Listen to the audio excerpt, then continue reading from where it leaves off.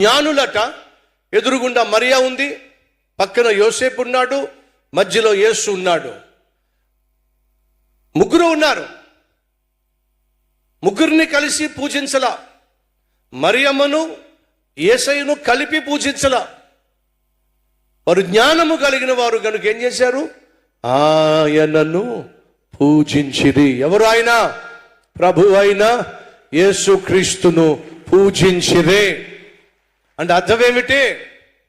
మందుల షాపులో అన్ని మందులేనండి. మీకు జ్వరం వచ్చిందండి, ఆ జ్వరం వస్తే ఏ ట్యాబ్లెట్ వేసుకోవాలో చెప్పండి?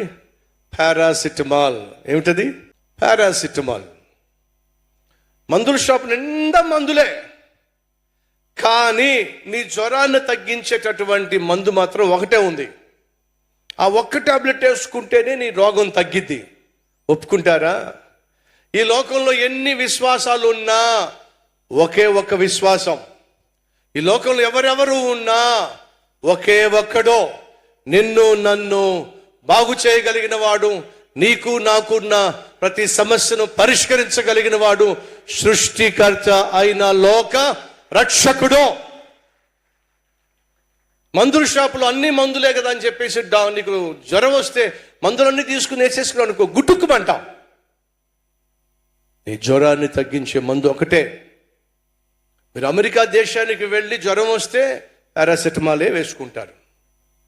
ఆస్ట్రేలియా దేశానికి వెళ్ళి మీకు జ్వరం వస్తే పారాసెటమాల్ ట్యాబ్లెటే వేసుకుంటారు. ఆఫ్రికా వెళ్ళినా సరే మీకు జ్వరం వస్తే పారాసెటమాల్ ట్యాబ్లెటే వేసుకుంటారు. జ్వరం పోవాలంటే ఒకే ఒక్క ట్యాబ్లెట్. ఏమిటి చెప్పండి? పారాసెటమాల్. పరలోకానికి పోవాలంటే ఒకే ఒక్క రక్షకుడు. ఆయన పేరేమిటి? యేసు.